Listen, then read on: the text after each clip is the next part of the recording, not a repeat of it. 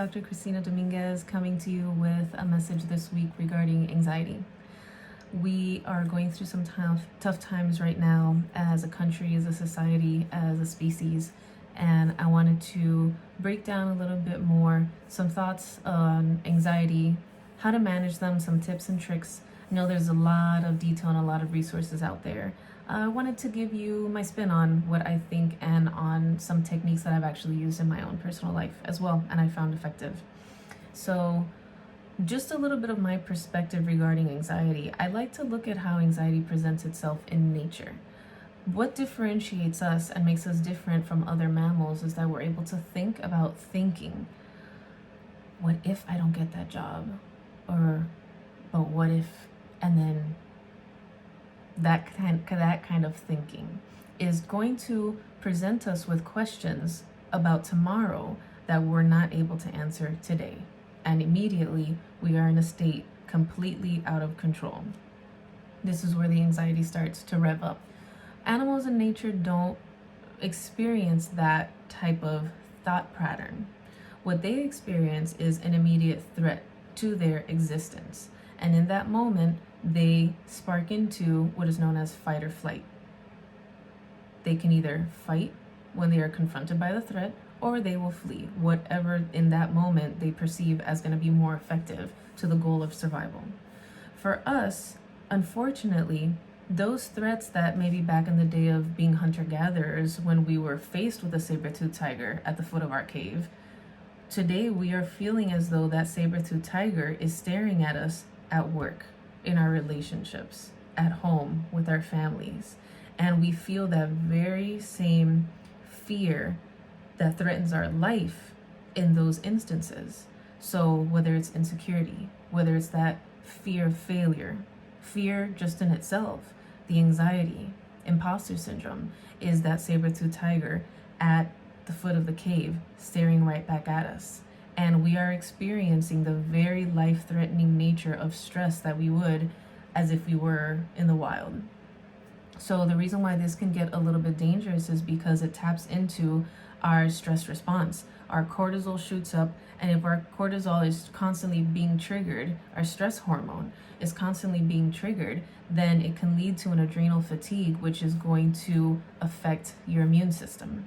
So in order to start to combat this is to recognize that anxiety is very much born in a future-based thought process, the what ifs. Start to pay attention to it. The questions are most commonly going to start with what if, and that instantly gives you a feeling of I can't do anything about this, but it's still lingering in my mind, and you're going to be tempted to want to go over it over and over under the false impression that you'll be able to answer it. Likely you're not going to be able to, and you're just going to be in that rocking chair with a whole lot of movement, but you're not going anywhere, and it's just going to stress you out. So first and foremost, recognizing that anxiety is a future-based thought pattern. So what is the key? Today, right now, this moment is the key to combating anxiety. Putting that into practice by finding something to ground you.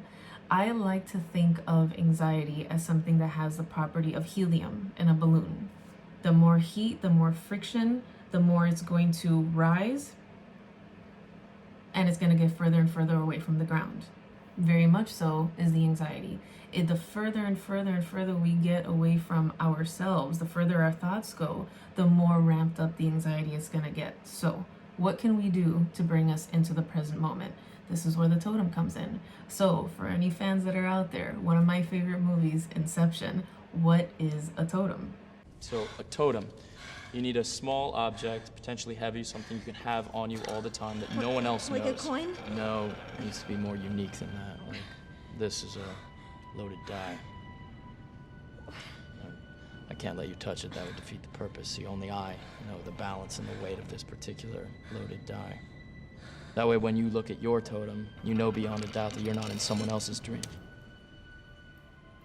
So I don't think I would necessarily go so far as to not let anybody touch your totem.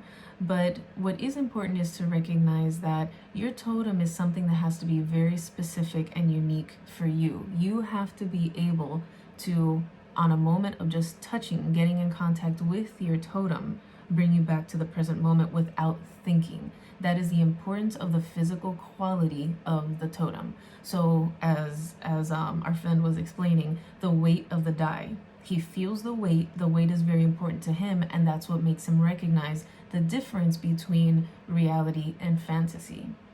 Something very crucial to recognize. Your body does not know the difference between what is imagined and what is real. So let that soak in for a second. That means that we can spiral ourselves into anxiety without there even being any true trigger to anxiety. If we perceive it as such, that's all we need. Our body is already starting to feel it as though it was actually happening. So if I start catastrophizing in my mind the worst possible thoughts, my body doesn't know the difference, and I'm going to start to go into the fight or flight mode. Also, when we perceive physical symptoms that simulate that of anxiety, is something else that can trigger us into anxiety. So if, let's say, for example, like right now, actually, my hands are really cold. My hands and feet tend to run cold. That is also a symptom of anxiety. And now if I'm perceiving that as, oh my gosh, I'm feeling anxious and my hands are now clammy. And now, you know what? I think I'm starting to feel my heart palpitate. Boom. I just spiraled myself into anxiety because every thought went further and further and further away from the ground, like a helium balloon. So, an example of a totem could be very common one, actually. So when you're meditating, we have the scene of the waterfall and the Buddha or the very yogi-like being, and we have the incense, and it kind of like wafts up with a beautiful smoke up into the air, spiraling.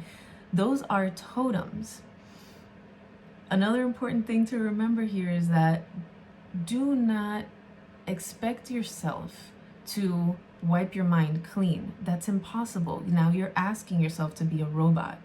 You are going to be more mindful of how your thoughts come and go. They flow like clouds. It's a very good image to be able to present yourself with, so that when a cloud comes and goes, that is what you want your thoughts to do.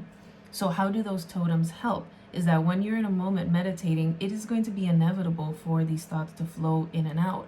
So in a moment where your thought might start to drift off and you get a whiff of the incense, boom, it just grounded you. Or if you're an auditory person and you start to hear the trickle of the waterfall through your thoughts and it brings you back into the present moment, that is the goal of your totem. So recognizing that and knowing that it's going to be important for you to find a totem that's going to bring you back to the present moment. If texture is important to you, whether it's sharp or smooth, making sure that that's going to pertain to you. For me, my totem is something that I take with me everywhere, and it is a very special ring that my grandfather gave to me for my graduation present.